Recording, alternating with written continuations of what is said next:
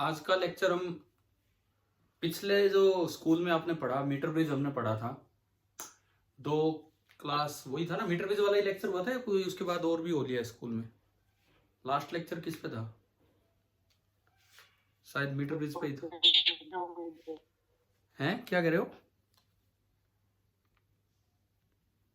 हमने 2 lecture metre bridge पे लेके फिर शायद एक में प्रैक्टिकल किया था, इस तरह का कुछ हुआ था। तो चलिए एक क्वेश्चन के साथ हम शुरुआत करते हैं। मीटर ब्रिज पे ही एक मैं क्वेश्चन ले रहा हूँ। सर आपने हेडिंग लिखवाई थी पोटेंशियोमीटर। अच्छा, हेडिंग लिखवा दी है क्या? Next potentiometer. तो देखो, अभी मुझे लगता है स्ट्रेंथ कम होगी शायद इसमें। कितने बच्चे जुड़े हैं देख के बताना। 16। तो मैं पोटेंशियोमीटर तो कल स्कूल में, मतलब नेक्स्ट टाइम स्कूल में करवा दूंगा। अभी मैं इस क्लास में मीटर ब्रिज पे कुछ सवाल, एक जो वो वाला काम था जो कैपेसिटेंस में हमने कर रखा है, लेकिन मैंने कहा था खुद करना रेजिस्टेंस में, तो कुछ उससे रिलेटेड क्वेश्चंस कर लेते हैं, ठीक है? वो हेडिंग को तो कोई बात नहीं, कट कर देना, वो तो नेक्स्ट टाइम हो जाएगा। देखिए, मीटर ब्रिज पे मैं एक क्वेश्चन ले रहा हूं। पहले एक रेजिस्टेंस R1 है और इसके सीरीज में एक 10 ओम रजिस्टर लगा रखा है। आपको ये एक कॉम्बिनेशन दिया गया है कि एक रेजिस्टेंस 10 ओम का R1 के साथ, और इसको ब्रिज के किसी एक गैप में लगा दिया और दूसरे गैप में लगा दिया R2। मीटर ब्रिज के दूसरे गैप में आपने लगा रखा है R2, एक में R1 और 10 सीरीज में और एक में लगा दिया R2, और बैलेंस पॉइंट बिल्कुल 50 सेंटीमीटर पे आ रहा है। बैलेंस पॉइंट जो आया हुआ है वो 50 सेंटीमीटर पे है, मतलब 50 सेंटीमीटर पे IG 0 है। सपोज ये गिवन है क्वेश्चन में। अब जब 10 ओम को रिमूव किया तो बैलेंस पॉइंट, पहले तो मुझे बताओ किधर शिफ्ट होगा। मैं लिख देता हूं एक line, if 10 ohm is removed,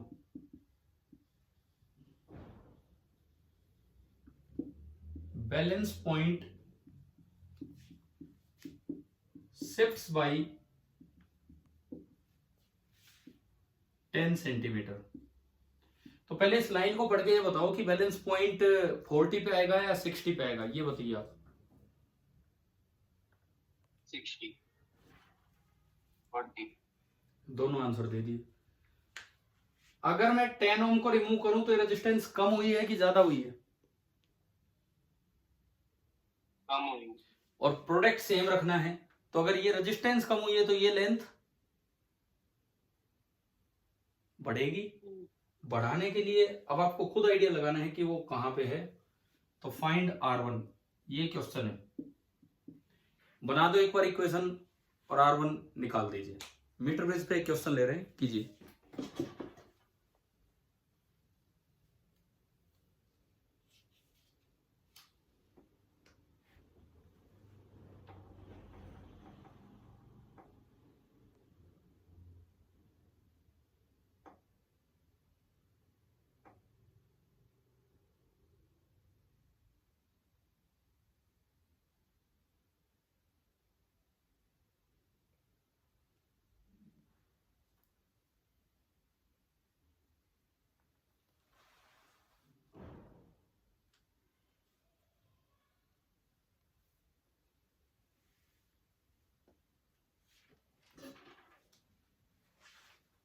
कर रहे हो ना, मैं आपका वेट कर रहा हूं, आप R1 सोल्व करके बताएंगे।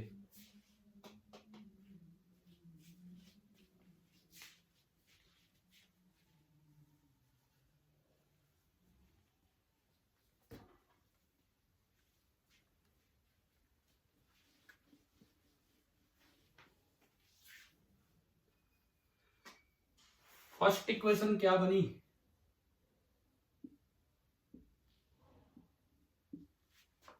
फर्स्ट इक्वेशन क्या बनी यहां से?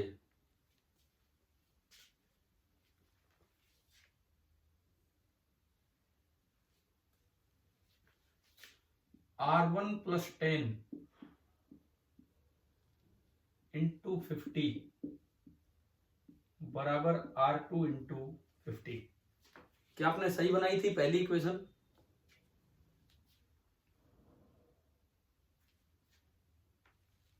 और यहां से 50 से 50 कट गया और ये आपकी फर्स्ट इक्वेशन आई, R1 + 10 = R2।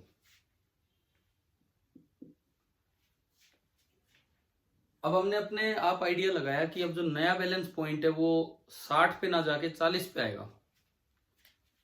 तो सेकंड इक्वेशन बताओ, बोलो कोई बच्चा, सेकंड इक्वेशन क्या बनेगी? R1 बचेगा यहां, R1 इंटू क्या करूं? 60 R1 इंटू क्या? 60 बराबर R2 इंटू 40। अब यहां गलती हो सकती है, कोई बच्चा गलत ले जाए, 10 उधर कर देगा तो गलत बन जाएगी इक्वेशन। और यहां से आ गया R2 बराबर 3/2 टाइम्स R1। इसको उसमें पुट करके और R1 की वैल्यू निकाल के लाओ। R1 ही पूछा इन्होंने।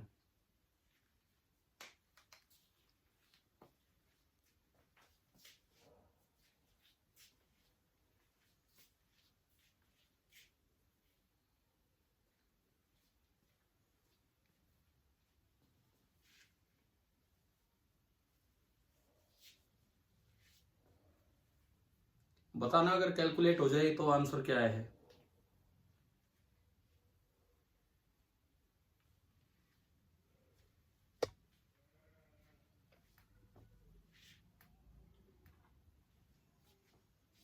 R1 20 R2 30 अब बस R1 पूछा, R1 बता दो कितना आ रहा है? 20 ओम। सही आंसर है। इसमें पुट करना है तो R1 + 10 = R2 की जगह 3/2 R1। ये उधर जाके घटेगा तो 10 बराबर हाफ R1 और यहां से R1 आ गया 20 ओम। और अगर आप R1 इसमें रख दो और R2 भी पूछा जाए तो R2 शायद निकल के आ रहा है 30 ओम, है ना भाई? आगे करना, आगे ये वाला क्वेश्चन किस तरह से इस टाइप की चीजें करनी है। और उस दिन मुझे लगता है स्कूल में तो हमने कुछ अलग वैल्यूज लेके भी किया था और कैलकुलेशन भी की थी लास्ट तक और अच्छे से आंसर निकल के आया था। यहाँ तो आज बड़ी आसानी से कैलकुलेट हो गया। चलो अब एक काम करो, सेम क्वेश्चन आप रिपीट करो, बस एक चेंज कर दो। इनिशियली 10 ओम को सीरीज की बजाय पैरेलल में लगा के सोल्व कीजिए। रिपीट द अबव क्वेश्चन, अगर आप लिख रहे हैं कॉपी में नोट्स बना रहे हैं तो लिख दो repeat the above question by taking the 10 ohm register in parallel instead of series. और सेम क्वेश्चन है, पहले लगा हुआ है 50 पे बैलेंसिंग है, फिर उसको हटाया तो 10 सेंटीमीटर शिफ्ट होगी बैलेंसिंग और अब आपको R1 निकालना है।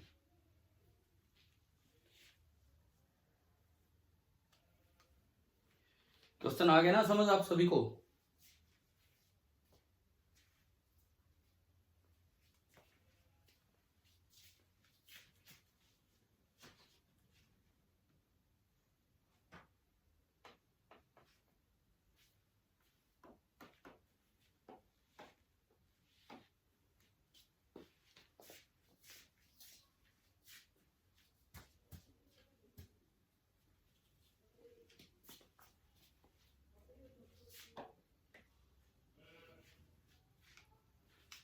फर्स्ट इक्वेशन में क्या चेंज आएगा? पहली इक्वेशन में अगर मैं ये 10 ओम यहां पैरेलल में लगा दूं तो फर्स्ट इक्वेशन में क्या चेंज आएगा? R1 + 10 की जगह 10R1/10 + R1, R1R2/R1 + R2 into 50 बराबर R2 इंटू 50। तो हमारी पहली इक्वेशन बनी 10R1/10 + R1 = R2। इस नए सवाल में पहली इक्वेशन ये बनेगी। अब फिर बोला है कि उस 10 ओम को रिमूव किया तो बैलेंस पॉइंट शिफ्ट हो गया बाई 10 सेंटीमीटर। इस बार बताओ बैलेंस पॉइंट 40 पे जाएगा कि 60 पे? 60 पर जाएगा सर। हाँ, ये जो है ये रेजिस्टेंस, एक बार जवाब देना। मैंने 10 ओम हटाया तो ये वैल्यू बढ़ेगी या कम होगी? बढ़ेगी।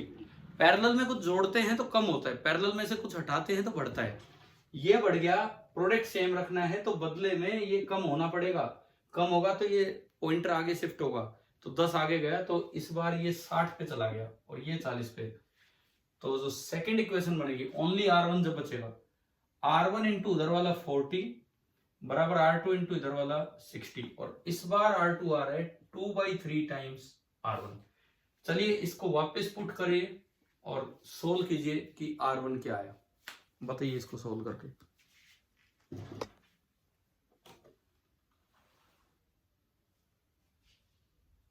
5। हाँ ठीक है, 5 ओम। ये कुछ वो सवाल हैं जो पहले से कैलकुलेटेड हैं, जिनमें कैलकुलेशन में दिक्कत नहीं आनी है। उस दिन हमने क्लास में जो लिया था क्वाड्रेटिक बन रही थी, आज शायद आसानी से सोल्व हो रहे हैं, पर हमने वो भी सीख लिया कि क्वाड्रेटिक भी बने तो घबराना नहीं है, उसको पूरे को सोल्व करना है। आप लोग कर लीजिए और ये निकल के आएगा 5 ओम।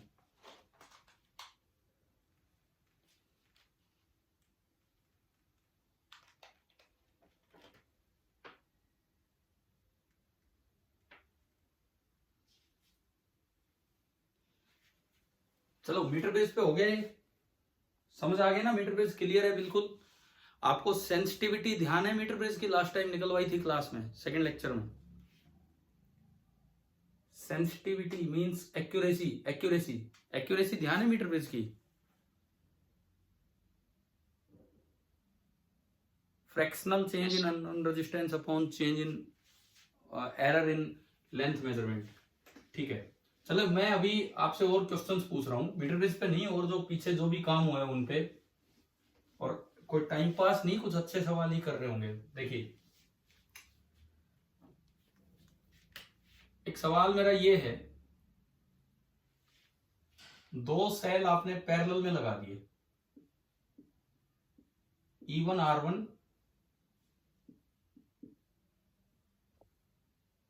and this is E2 R2। ये पॉइंट है A और ये पॉइंट है B, and let E1 is smaller than E2। ये गिवन है, ये गिवन है आपको, और यहां कहीं कोई रेजिस्टेंस लगा दिया हमने बाहर, इसमें सब मिलके करंट भेज रहे होंगे। हमने बनाया इसका इक्विवेलेंट डायग्राम,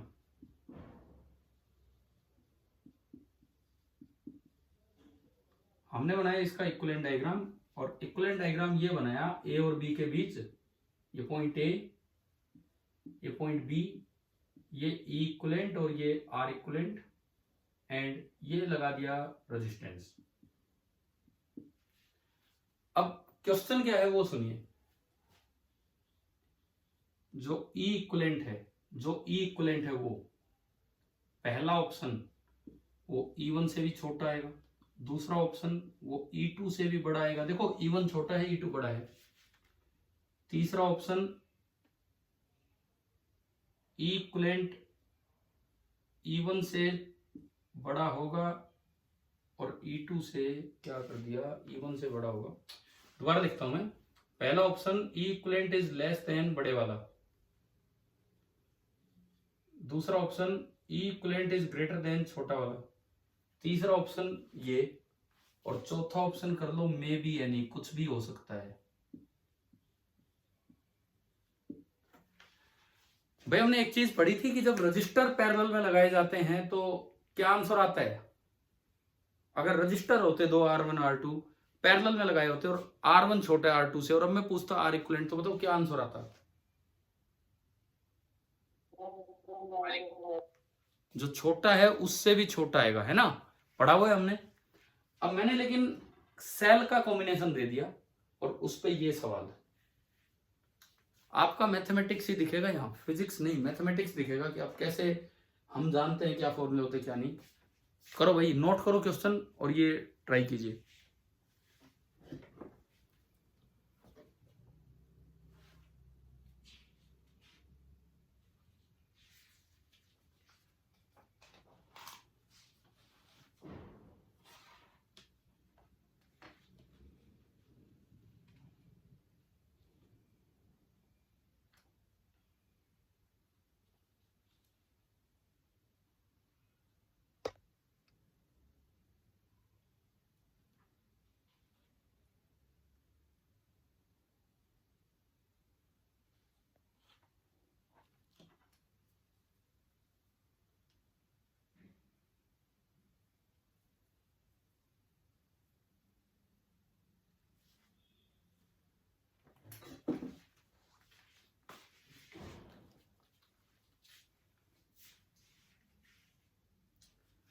कर रहे हैं क्या आप, ट्राई कर रहे हैं फॉर्मूला लिख के ई इक्वलेंट का?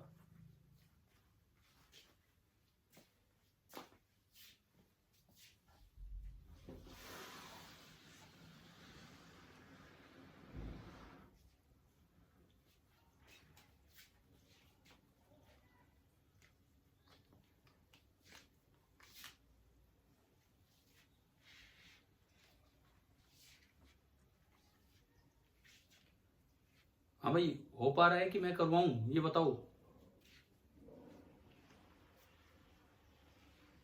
C option. सी सही है। ऐसा किया है क्या, वैल्यू लेके किया है क्या? एक एक तरीका होता है कि हमने वेरीफाई सा कर लिया, ऐसे किया है कि एक बार मुझे ये बताओ। नहीं मतलब मैथमेटिकली प्रूव किया आपने, है ना? नहीं सर। ठीक है हाँ। ठीक है ठीक है ठीक है। कौन बोल रहे हो आप, नाम बोलना। खुशी। ठीक है, देखो मैं करवाता हूं। ये सिंपल मैथमेटिक्स होता है, परंतु बच्चे अटक जाते हैं इनमें भी कई बार। जैसे आपको याद है हमने 1/r इक्वलेंट या 1/c इक्वलेंट में प्रूव किया था कि इस तरह का जब एक्सप्रेशन आएगा तो छोटे से भी छोटा होगा। किया था कि नहीं किया हमने प्रूव? एक बार किया था ना पहले, ठीक है। तो देखो इसमें क्या होगा, सुनिए कैसे होगा वो सुनो। हमारा फॉर्मूला होता है ई इक्वलेंट का, आपको याद होना चाहिए, E1/R1 plus E2/R2 divided by 1/R1 plus 1/R2। मैंने इसको इधर मल्टीप्लाई कर लिया तो ये बनेगा E equivalent by R1 plus E equivalent by R2 E1/R1 plus E2/R2। मैंने R1 की टर्म एक साइड की और 1/R1 कॉमन लिया, E equivalent minus E1। R2 की टर्म एक साइड की और E इक्वलेंट माइनस E2। ये हमारी एक इक्वेशन है। अब गिवन है कि E1 is less than E2, ये गिवन है। तो E के बारे में, E इक्वलेंट के बारे में तीन केस बनते हैं कि भाई E इक्वलेंट यहां भी हो सकता है, यहां भी हो सकता है और यहां भी। जस्ट इस इक्वेशन से वेरीफाई कर लो। मान लो केस फर्स्ट, E इक्वलेंट यहां है, E1 से भी छोटा है और E2 से भी छोटा है। अगर E इक्वलेंट E1 से भी छोटा है और E2 से भी छोटा है, अगर E इक्वलेंट E1 से छोटा है तो ये वाली टर्म नेगेटिव होगी कि नहीं? बताते चलना, बोलते चलना। अगर E इक्वलेंट E1 से छोटा है, अगर E इक्वलेंट E1 से छोटा है तो ये टर्म नेगेटिव होगी, ठीक है। देखो मैंने कहा E इक्वलेंट, अच्छा इसमें हमने कुछ उल्टा लिख दिया, ये जब उधर जाएगा तो ये लिखा जाएगा E2 माइनस E इक्वलेंट, ये लिखा जाएगा। अब सुनो, मैंने लिया case first, E equivalent is less than E1, तो E1 से छोटा है तो E2 से भी हो गया, तो ये टर्म भी नेगेटिव। लेकिन यहां देखोगे तो E इक्वलेंट E2 से भी छोटा है तो ये वाली टर्म क्या होगी? पॉजिटिव। और R1 R2 तो पॉजिटिव होते हैं इस सेल के। क्या ये पॉसिबल है कि एक साइड इक्वेशन की नेगेटिव हो और एक साइड इक्वेशन की पॉजिटिव हो? बताओ, क्या ऐसा पॉसिबल है? नहीं ना। फिर एक बार आप इधर चलो, एक बार आप इधर चलो कि E equivalent is greater than E2। अगर E2 से बड़ा है तो E1 से भी बड़ा होगा। अगर E इक्वलेंट E1 से बड़ा है तो ये पॉजिटिव, और E इक्वलेंट E2 से बड़ा है तो ये नेगेटिव। फिर समस्या आ गई, एक साइड पॉजिटिव बन गई एक साइड नेगेटिव। एक इक्वेशन में ऐसा हो नहीं सकता। अब आप चलो बीच वाला केस कि जो E इक्वलेंट है E1 से तो बड़ा है और E2 से छोटा है, यही एक केस बचा है। अगर E इक्वलेंट E1 से बड़ा है तो ये पॉजिटिव है, और अगर E इक्वलेंट E2 से छोटा है तो ये भी पॉजिटिव है। यानी कि this is the only case which can exist in this scenario. आप बताओ, ये लॉजिक समझ आ गया है क्या?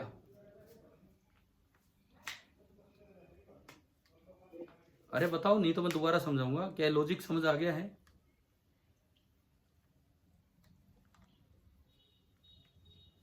बोलिए भाई, जवाब दीजिए। क्या ये लॉजिक क्लियर है? यस। ठीक है। और खुशी हो सकता है आपने कोई और लॉजिक लगाया, जरूर नहीं है तो मैथमेटिक्स लगाना था, कैसे भी हो सकता है आपने किसी और तरीके से किया हो, सब ठीक है। अगर हम लॉजिकली सही जा रहे हैं लास्ट तक तो बिल्कुल ठीक है। ठीक है, ये मेरे वाला लॉजिक समझ आ गया आप लोगों को कि इक्विवेलेंट। और ये रिजल्ट भी याद रखना, अगर पैरेलल में सेम पोलैरिटी के साथ दो सेल लगे हैं तो जो इक्विवेलेंट आता है उसकी वैल्यू उनके बीच में कुछ आएगी। और हमने पढ़ा था अगर दोनों की वैल्यू सेम है, ई नोट ई नोट, तो पैरेलल में इक्विवेलेंट भी ई नोट ही निकल के आया करता है। आप ये नोट कर लो, ये लिखने हैं, कभी छोड़ दो ऐसी ये छोटी छोटी बातें। समझ आ गया होगा शायद आप लोगों को, है ना।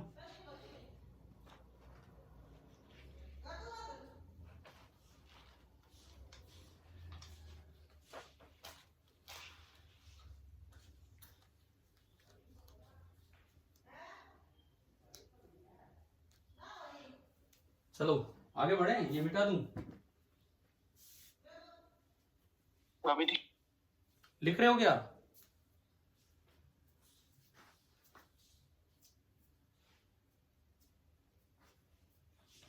लिख रहे हो तो लिख लीजिए।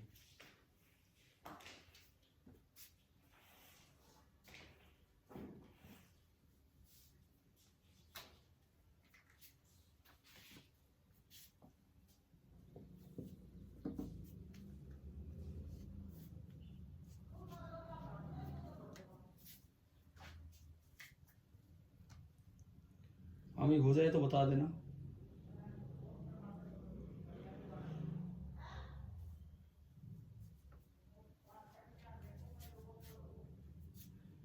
मिटा दूं, हो गया हो तो। Yes sir. ठीक है।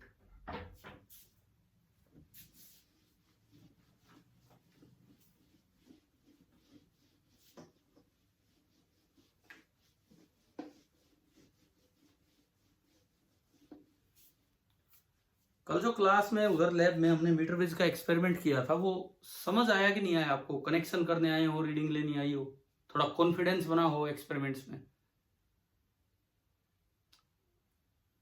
आया कि नहीं आया समझ वो एक्सपेरिमेंट की कनेक्शन कैसे करने खुद? Yes sir. ठीक है, तो नेक्स्ट टाइम जब पोटेंशियोमीटर पढ़ेंगे तो उसमें भी समय मिला तो आपको लेके चलेंगे। अब देखो, मैंने आपको कैपेसिटर में एक क्वेश्चन करवाया था, वैसा ही मैं यहां लेता हूं, शायद देख के ध्यान आ जाए। एक तरह की सिमेट्री उसमें काम आएगी, मैंने पढ़ा दिया आपको क्लास में, रजिस्टर में भी वो दोनों सिमेट्री, एक एबी के अबाउट, एक परपेंडिकुलर बाइसेक्टर के अबाउट।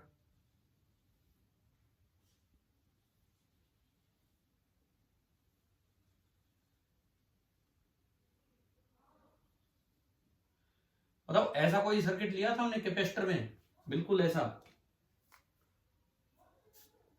और वहां सी इक्विवेलेंट निकाला था। यहाँ पे फाइंड, मैं वैल्यू भी देता हूं, R equivalent between A and B. उसमें हो सकता है हमने सारी वैल्यू सेम भी ले ली हो, आप अलग अलग कर सकते हो। Let it be R R, let it be 2R 2R, थोड़ा मैं सिमेट्री का ध्यान रख रहा हूं। Late it B 3R 3R, late it B 4R। मैंने रेंडमली अलग की है वैल्यू, कोई सोच समझ के नहीं, सीधा अलग अलग कर दिए, लेकिन एक सिमेट्री का ध्यान रखा है। तो बताओ इसमें कौन सी सिमेट्री है?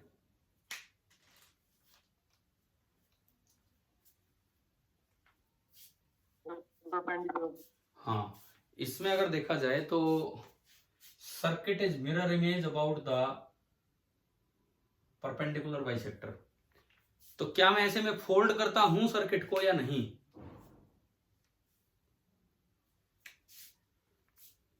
क्या हम ऐसे में फोल्ड करते हैं सर्किट को? नहीं करते हैं। ऐसे में क्या किया करते थे, जैसा शुरुआत में डिस्ट्रीब्यूशन ऑफ करंट, बिल्कुल वैसा ही एंड में कलेक्शन ऑफ करंट। जैसा शुरुआत में डिस्ट्रीब्यूशन ऑफ करंट, बिल्कुल एंड में वैसा ही कलेक्शन ऑफ करंट। यार वैसे आप लोग सारे आए नहीं क्लास में, मुझे लगता है तो क्लास तो इफेक्टिवली चल रही है जैसे वहां होती क्लास। क्या समझ नहीं आ रहा है क्या, बताओ? समझ आ रहा है ना सारा काम? तो ये तो आना चाहिए बच्चों को क्लास में। सुबह तो आए होंगे शायद, सुबह जो क्लास हुई उनमें तो आए होंगे, सुबह तो स्ट्रेंथ ठीक ही रहा करती है। देखो अब बताओ इसका फायदा, कौन सी दो वायर डायरेक्टली जुड़ी पड़ी हैं आपस में, I1 वाली कि I2 वाली?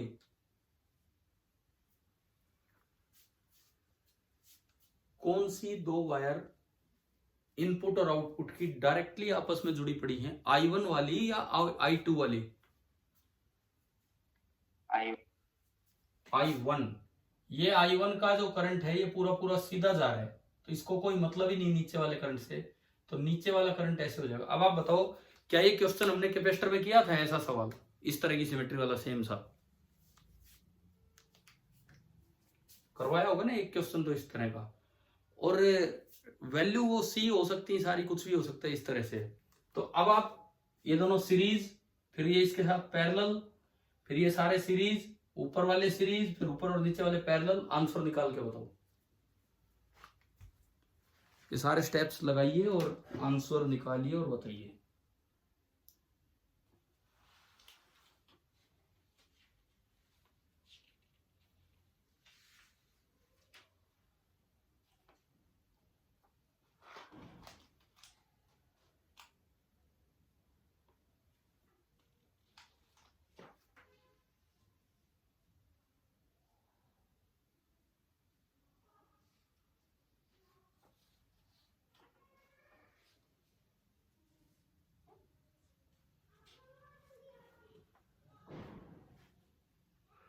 Eight by five. हाँ ठीक है, 8/5 आर।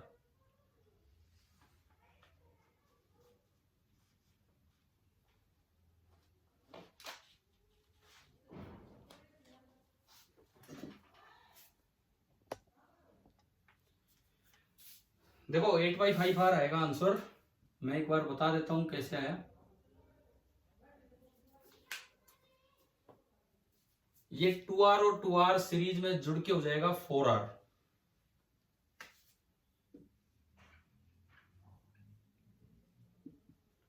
फोर आर और 4R पैरेलल में कितना बनेगा, रजिस्टर है ये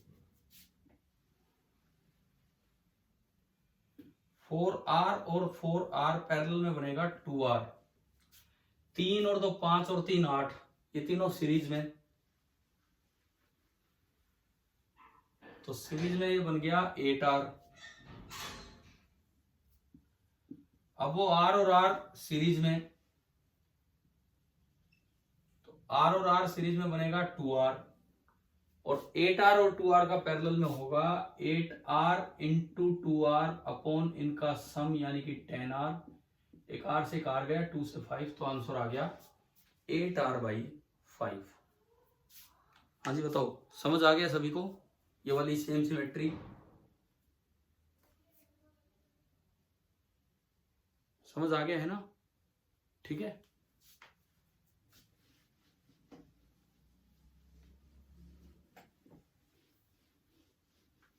अब एक चीज देखो, आपने व्हीटस्टोन ब्रिज कैपेसिटर में भी पढ़ लिया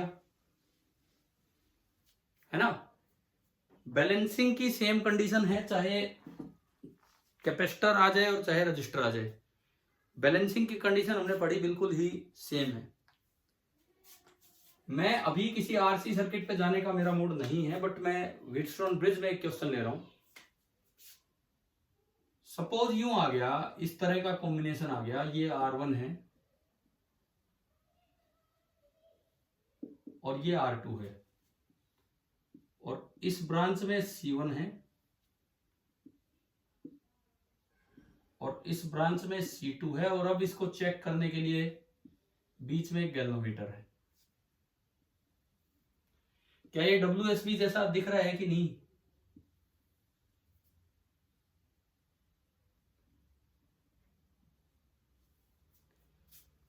हाँ भाई, ये WSB जैसा नजर आ रहा है आपको? ठीक है, और इसमें कोई डिफ्लेक्शन ही ना हो, कभी भी IG 0 हो। Find the condition.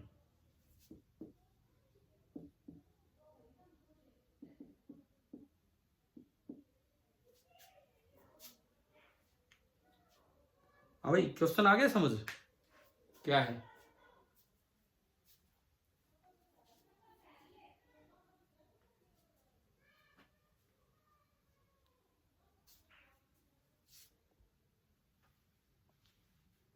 Participants presently 20 हैं। आप क्वेश्चन ट्राई कीजिए, मैं देख रहा हूँ कौन कौन है। एक तो मैं हूँ, आयुष यादव, अमन, दक्ष, हर्ष, हिमांशु, हॉस्टलर भी 2-3 बच्चे होंगे, ईशांत, अजय कुमार, जितेंद्र, जतिन सोनी, खुशी, सेकंड खुशी, किम, ये किम कौन है भाई, लोकेश राव, महक, सौरभ डागर,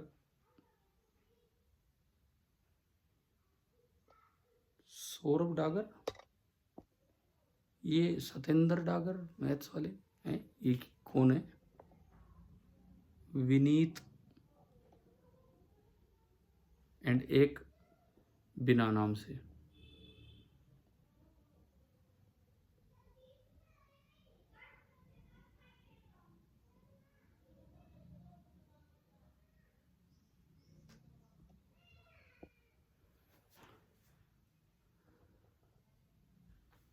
हाँ भाई, ये क्वेश्चन आया क्या समझ, क्या कर रहे हैं हम?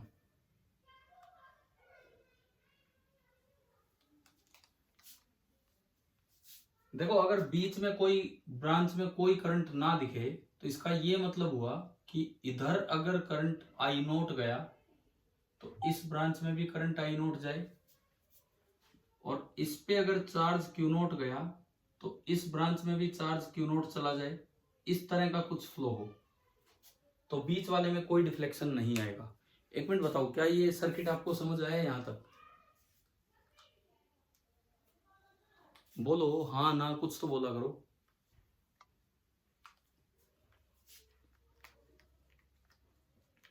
अरे क्या ये मतलब समझ आ गया क्या? क्लियर है कि बीच में कोई डिफ्लेक्शन ही नहीं हो, तो जो करंट ऊपर गया सीधा निकल जाए, जो चार्ज नीचे गया सीधा निकल जाए। समझ आ गया? अब जैसे हमने वहां प्रूव किए थे ऐसे यहां करें, plus minus I note R1 plus minus Q note by C1, ये प्लस ये minus Q note by C2, और ये प्लस ये माइनस आई नोट R2।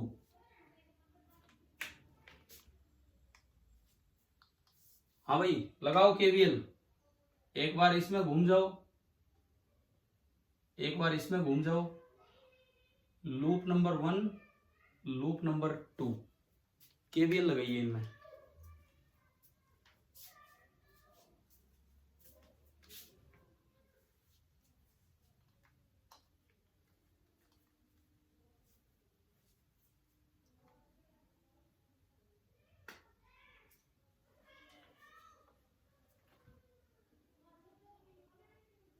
फर्स्ट वाले में केवीएल लगा रहे हो?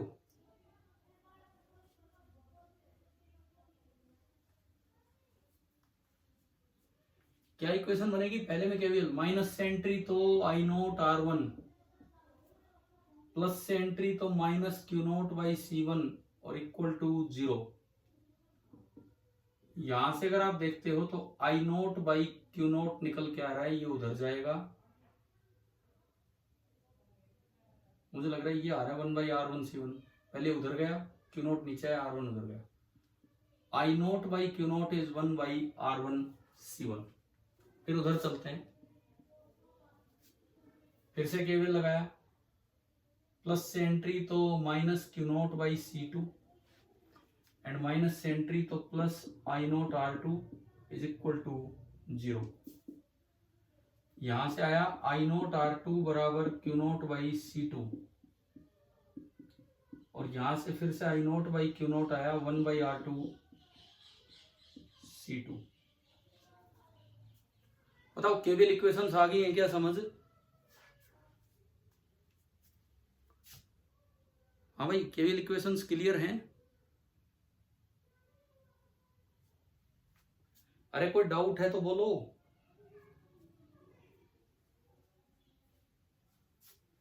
क्या ये दोनों स्टेप क्लियर हैं कि कोई डाउट है, ये बताओ।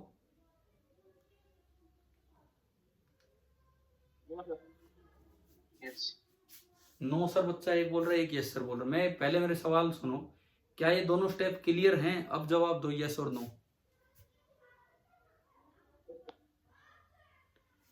ठीक है, तो from equation 1 and 2 you can say R1C1 is equal to R2C2। तो देखो अलग तरह की बैलेंसिंग कंडीशन आई है, अलग तरह की। ये नहीं आया, ये वाला प्रोडक्ट नहीं आ रहा, इसमें ये वाला प्रोडक्ट आ रहा है। अगर इस तरह से है तो क्या आपको समझ आ गया है क्या यहां तक?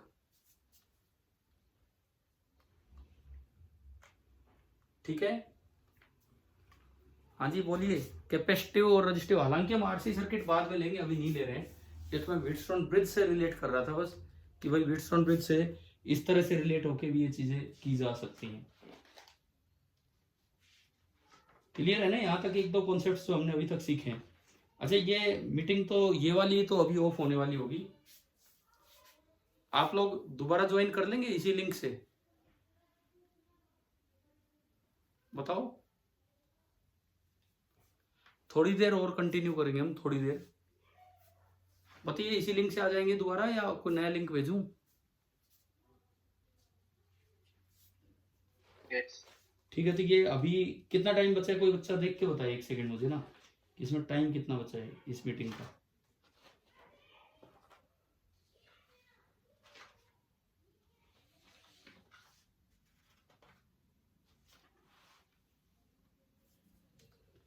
चलो तो आगे बढ़ते हैं।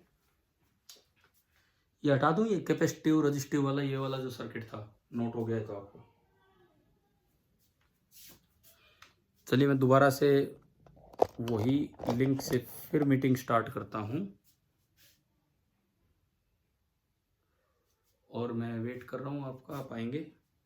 अभी दोबारा मीटिंग स्टार्ट हो जाती है।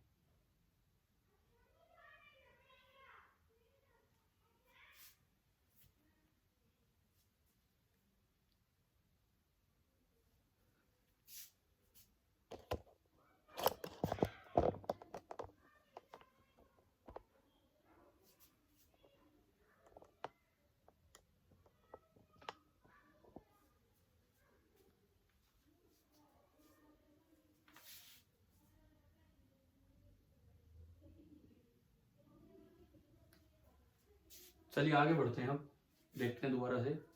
मिटा दो इसको, ये नोट हो गया सभी का, आरसी वाला, ये व्हीटस्टोन ब्रिज।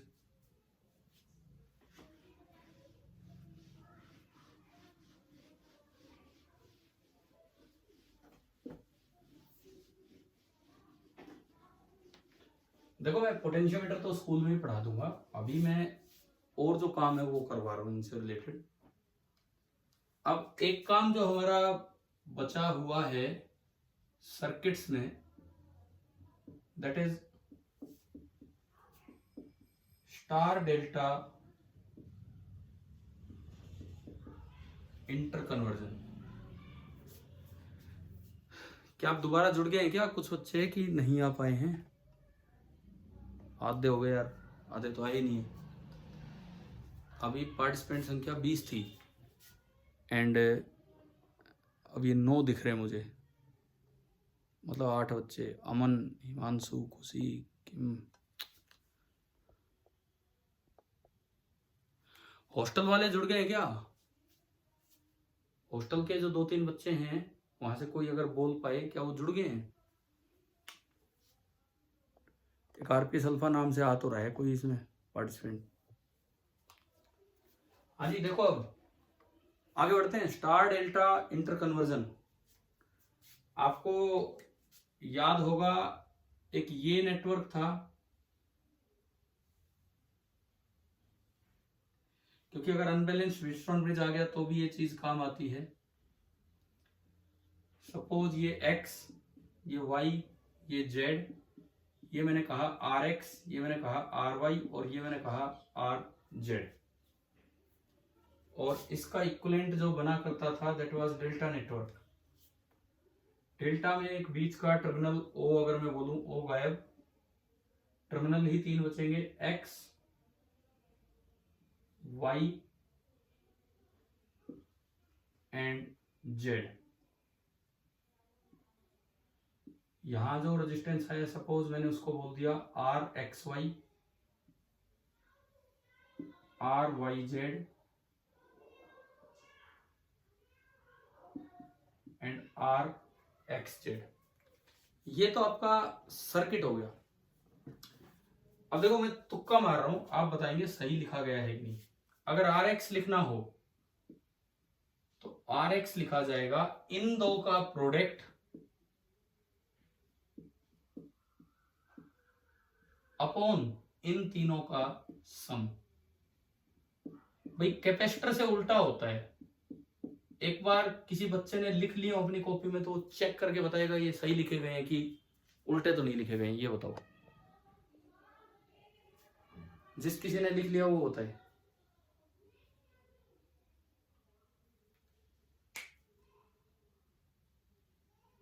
Yes sir. हैं क्या कह रहे हो, सही लिखे है ना? Yes sir. ठीक है, तो फिर तो दूसरा भी हमें याद है, 1+2 दोनों का प्रोडक्ट डिवाइड बाई थर्ड। जैसे सपोज मुझे आर एक्स वाई लिखना हो तो आर एक्स और आर वाई इन दो से बनेगा आर एक्स वाई। तो फिर ये फॉर्मूला आएगा R X plus R Y plus R X into R Y divided by R Z. मुझे ये तो याद रहता है कि एक फॉर्मूला इस तरह लिखा जाता है, एक फॉर्मूला इस तरह। अक्सर भूल जाते हैं कि कैपेसिटर में कौन सी फॉर्म है और रजिस्टर में कौन सी, पर आप याद रखें, आपको एग्जाम देने हैं, आप याद रखें। इस तरह के 3 फॉर्मूले यहां बनाओ और 3 फॉर्मूले यहां बनाओ और अपने नोट कीजिए। असल में ये मेरा फोन स्विच ऑफ हो सकता है, मैं आज सुबह से मैं बिजी था, मेरा एग्जाम भी था, मैंने आपको बताया। अभी जस्ट पहुंचा ही था थोड़ी देर पहले 6 बजे के बाद। तो ये फोन की बैटरी थोड़ी डाउन है। अभी कुछ देर ये चलेगी मीटिंग, पूरी 40 मिनट नहीं हो पाएगी, जितनी होगी हम देख रहे हैं।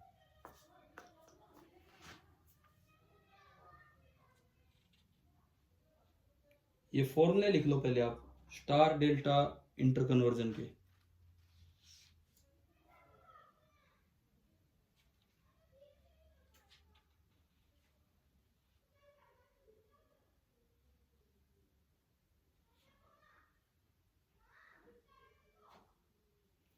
अब एक क्वेश्चन में इसको वेरीफाई करते हैं। लिख लिए क्या आपने भाई, बताओ।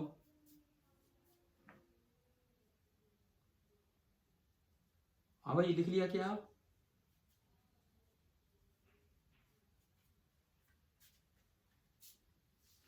तीन अपने बना लेना खुद, एक एक लिख लो एक बार। 3 अपने बना लेना खुद, एक एक लिख लो आप।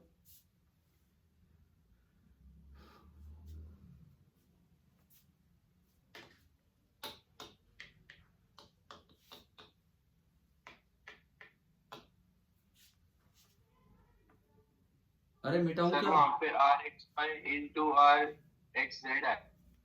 एक मिनट, मैं लिख रहा हूं आर एक्स वाई, तो ये वाला मैं बना रहा हूं। वाले अच्छा, आर एक्स बराबर आर एक्स वाई इंटू, हाँ सही कह रहे हो। इसको एक्स से जुड़े जो दो है ना उनका प्रोडक्ट करना है। गलती से गलत लिखा गया था। एक्स से जुड़े जो दो हैं उन दो का प्रोडक्ट करना है। एक बार एक आखिरी काम ले रहे हैं बस, इस पे एक सवाल, और उसमें 2 चीजें क्लियर होंगी। ठीक है, इतनी देर ये फोन की हिम्मत है, अभी हो नहीं पाएगा इसमें। मिटा दूं यार, ये हो गया क्या? ये करेक्शन कर लिया आप लोगों ने जो इस बच्चे ने बताया अभी, गलती से वो लिखा गया था। यहां वाला लिख रहे हो तो इन दोनों का प्रोडक्ट आएगा जो एक्स के साथ है।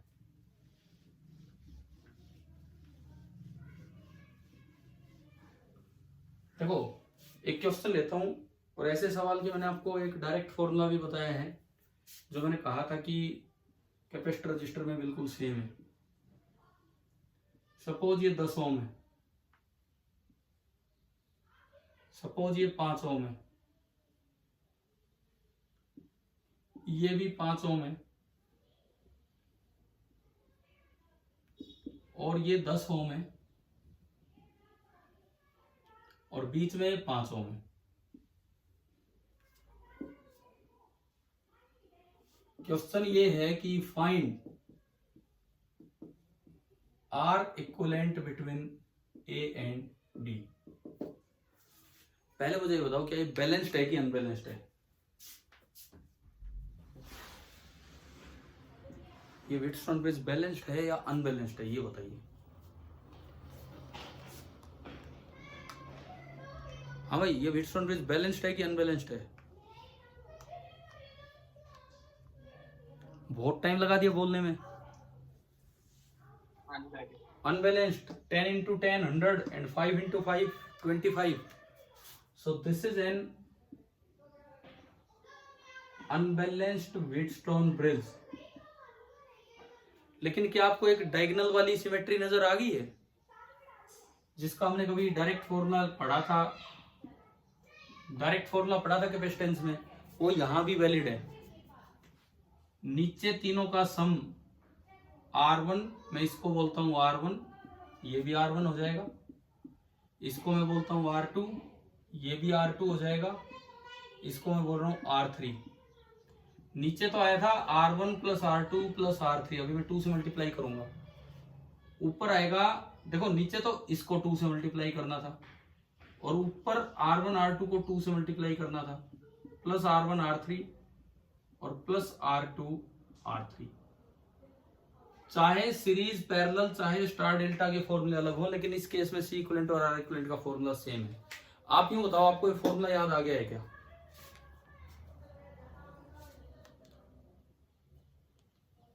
हाँ भाई, ध्यान आ गया है फॉर्मूला? अरे बोलो, ये फॉर्मूला याद आ गया? इस तरह का पढ़ा था हमने।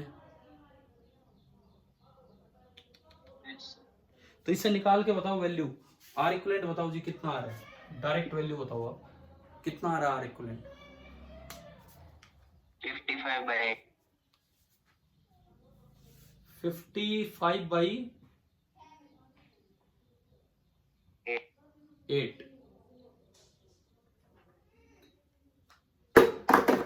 55/8 ये बता रहे हैं।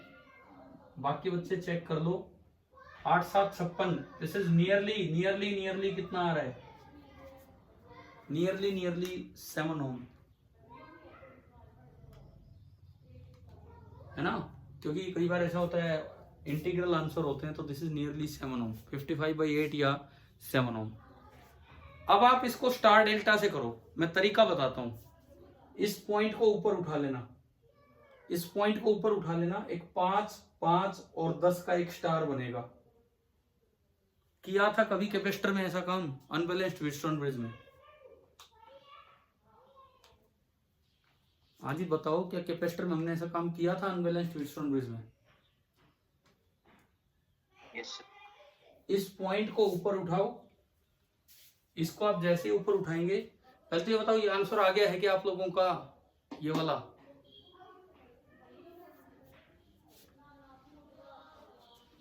अब देखो, अब इसको कैसे करना है, इसको थोड़ा ऊपर बना दो इस पॉइंट को, ये 5 ओम यहां तक, इसको यहां बना दो 5 ओम, और ये इधर वाला बना दो 10 ओम।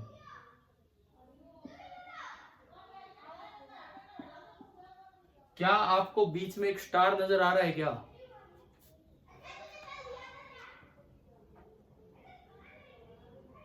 हाँ भाई बोलो, बीच में स्टार सा नजर आ गया क्या?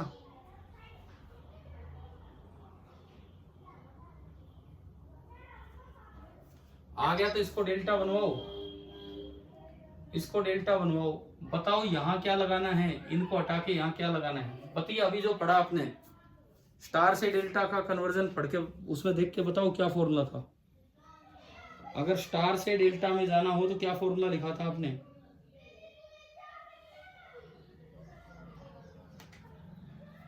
ये प्लस इन दोनों का प्रोडक्ट डिवाइड बाई 5, तो ये आएगा 5 + 5 + 5 × 5 अपॉन इन दोनों का प्रोडक्ट डिवाइडेड बाई 3rd 10।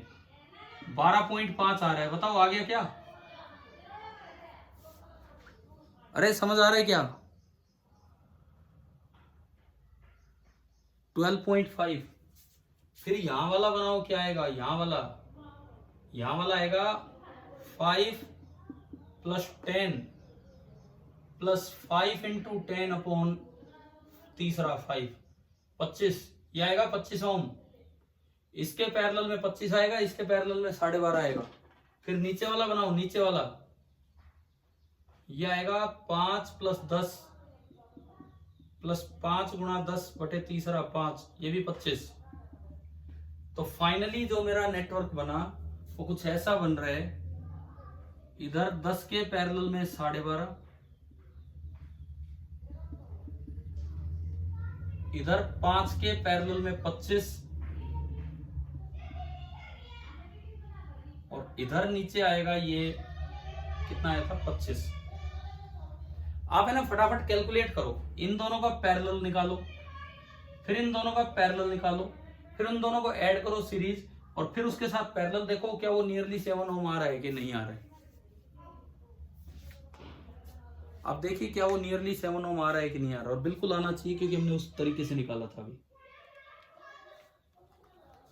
कर रहे हो ना कैलकुलेट?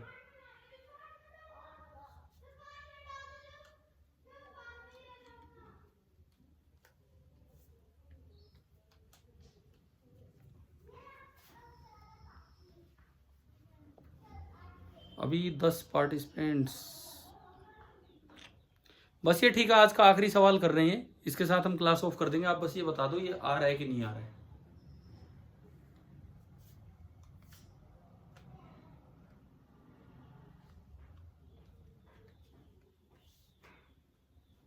जल्दी से बोलिए।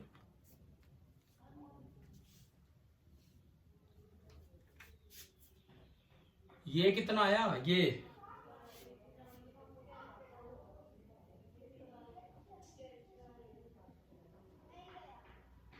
ये आएगा, ये आएगा 25 × 5 बटे 30। इन दोनों का सम कीजिए और फिर नीचे वाले के साथ पैरेलल कीजिए, और वो आना चाहिए 7 ओम। चलिए आप बाद में ट्राई कर लेना। आज की क्लास को मैं यहाँ ऑफ करता हूँ। और मुझे ये बताओ, आपने HCV के किए ट्राई कि नहीं किए हैं? HCV के जो दे रखे थे क्वेश्चंस, बोलिए एक बार। HCV क्वेश्चंस किए हैं ट्राई कि नहीं किए हैं?